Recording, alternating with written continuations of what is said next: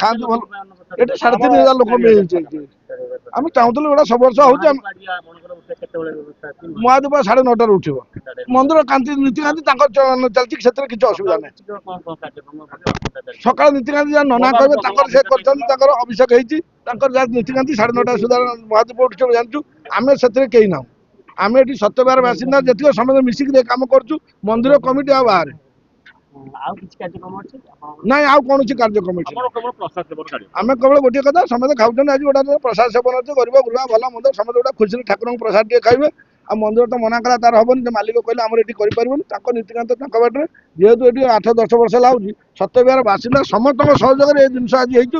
Entire Satyabihar ଆଜି ଏଠି ଆମେ ନାହୁଁ, କେବଳ ଏଣ୍ଟାୟାର ସତ୍ୟବିହାର ଏଠି। ମନ୍ଦିରରେ 3-4 ଜଣ ଜାଗାର ମାଲିକ ଯିଏ ସିଏ ତାଙ୍କର କରୁଛନ୍ତି ତାଙ୍କ ବାଟରେ। ରବୀନ୍ଦ୍ର କୁମାର ଓଝା, ସତ୍ୟବିହାର, ଭୁବନେଶ୍ୱର। ସାର୍ ଆପଣ ଗୋଟେ ନୂଆ ଜିନିଷଟେ ଦେଖିବାକୁ ପାଇଲେ ଯେ ମନ୍ଦିର ଭିତରେ ପ୍ରସାଦ ସେବନ ମନା ହେଉଛି, ଇଏ ପ୍ରକ୍ରିୟା କେମିତି?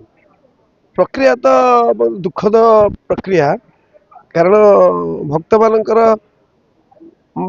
ଯୋଉ ଆବେଗ ଭାବ ତା ଉପରେ କୁଠାରଘାତ କରାଯାଉଛି। ଦୀର୍ଘ 10-12 ବର୍ଷ ହେଲାଣି ମନ୍ଦିରରେ, ହଁ ଦୀର୍ଘ 12 ବର୍ଷ ହେଲାଣି ମନ୍ଦିର ଭିତରେ ପ୍ରସାଦ ସେବନର ବ୍ୟବସ୍ଥା ଥିଲା। କାରଣ ଏ ମନ୍ଦିରକୁ ଆମେ ଯୋଉ ସତ୍ୟବିହାର ବାସିନ୍ଦା ମାନେ ତିଆରି କରିଛୁ, ଆମକୁ ଦେଇଥିଲେ ବିଲ୍ଡର ଯେ କି ଆପଣମାନେ ରହିବେ, ଆପଣଙ୍କର ସୁବିଧା ସକାଶେ ଆମେ ମନ୍ଦିର କରିଦେବୁ, ସ୍କୁଲ କରିଦେବୁ, ପାର୍କ କରିଦେବୁ। କିନ୍ତୁ ତା ଭିତରେ କୌଣସି ଜିନିଷ ହେଇନି, କେବଳ ଗୋଟିଏ ହେଇଛି ମନ୍ଦିର। ମନ୍ଦିର ସେ ସମ୍ପୂର୍ଣ୍ଣ ନ କରିପାରି ସତ୍ୟବିହାର ବାସିନ୍ଦାଙ୍କୁ କହିଲେ କି ଯେ ନାଇଁ, ଆମେ ଏ ମନ୍ଦିରଟିକୁ ସମ୍ପୂର୍ଣ୍ଣ କରିପାରୁନୁ, ଆପଣମାନଙ୍କର ମନ୍ଦିର ଆପଣଙ୍କୁ ପୂର୍ଣ୍ଣାଙ୍ଗ କରନ୍ତୁ।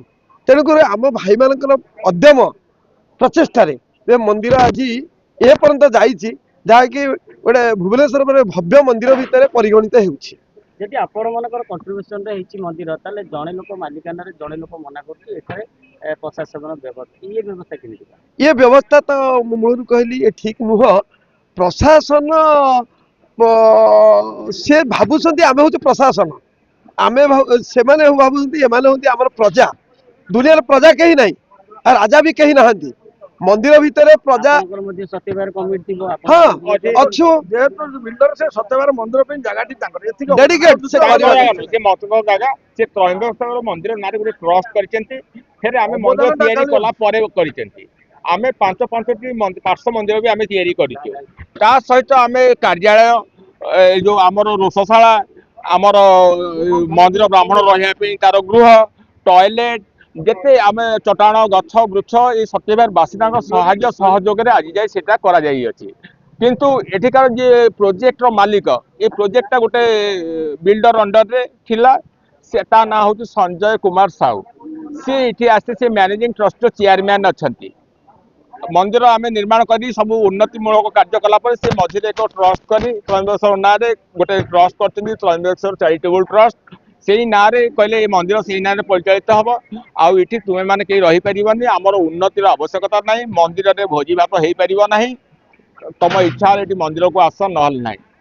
କିନ୍ତୁ ଆରମ୍ଭରୁ ଯେତେବେଳେ ଆମକୁ ଏଠି ପ୍ରକଳ୍ପ ବିକ୍ରୟ କରିଥିଲା, ସେ ସମୟରେ ଆମକୁ କମିଟମେଣ୍ଟ କରିଥିଲା ଯେ ଆମକୁ ପାର୍କ ଦବ, ମନ୍ଦିର ଦବ, ମାର୍କେଟ କମ୍ପ୍ଲେକ୍ସ ଦବ, ସ୍କୁଲ ଦବ, ଡ୍ରେନ୍ ଦବ, ସ୍ୱରେଜ ଦବ, ଏସବୁ କାର୍ଯ୍ୟ ସେ କରିନାହାନ୍ତି। ତା ଭିତରୁ ସତ୍ୟବିହାର ବାସିନ୍ଦା ସାହାଯ୍ୟ ସହଯୋଗରେ ଯୋଉ ମନ୍ଦିରଟି ଗଢି ଉଠିଛି, ତାକୁ ବର୍ତ୍ତମାନ ସେ ଜବରଦଖଲ କରି ନେଇଛନ୍ତି ବ୍ୟବସାୟ କରିବା ପାଇଁ। ଏଠି ବ୍ୟବସାୟୀକରଣ ଘଟିଅଛି। ସେ ମଞ୍ଚନାଥଙ୍କ ଜାଗା, ସେ ଏ ବିଲ୍ଡରଙ୍କ ଜାଗା ବି ନୁହଁ। ମଞ୍ଚନାଥ ହଁ ମହାଦେବଙ୍କର ସେ ଜାଗା।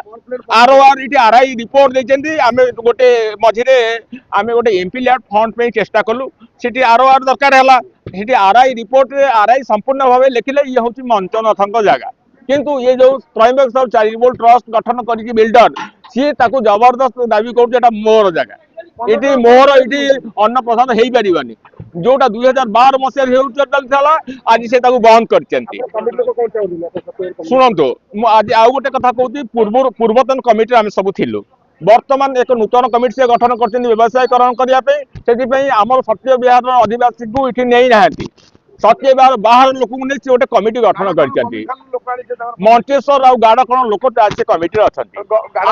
ଏଇ ପୂର୍ବ ଦିନ, ଏଇ ସଂକ୍ରାନ୍ତି ଦିନ, ଏଇ 2 ଦିନ ତଳେ ଗୋଟେ ଘଟଣା ଘଟିଲା। ଏଠି ଗୋଟେ ମହିଳା ସମ୍ପୂର୍ଣ୍ଣ ଭାବେ ଜଳିଗଲେ, 60 ଭାଗ ଜଳିଛନ୍ତି। ବର୍ତ୍ତମାନ ସେ ସମ୍ ଅଲ୍ଟିମେଟରେ ଆଡମିଟ୍ ହେଇ ଅଛନ୍ତି। आमे तांको रेस्क्यू कलु तांको एम्बुलेंस डाकिलु निया लिभेलु रेस्क्यू करिकरी आमे कैपिटल हॉस्पिटल पठेलु परवर्ती पर्याय से फॉरवर्ड हेकरी सम अल्टीमेट रहिले सेठी जो कमिटी लोक वर्तमान घोषित कमिटी जी अच्छी से उपस्थित थे से ऑफिस कार्यालय बसी थे अथ से निया लागिया समय से देखुंट सी सीटू ताला पकई कार्यालय को घर को सी पलैले आमे खबर पाई जाए उद्धार करके ना ना सी ना नहीं दीप और ना परिचालन त्रुटि जो घटना घटी अच्छी दीप स्टाण जो दीप गुड़िक गदा होता सी दीप स्टाण तलू ओजाड़ी देते जोटा दूरवर्ती जगार रखा कथा से पादल थी जो भक्त जाते दीप जाड़ा सी लक्ष्य कर पारा ना शरीर आघात घटला।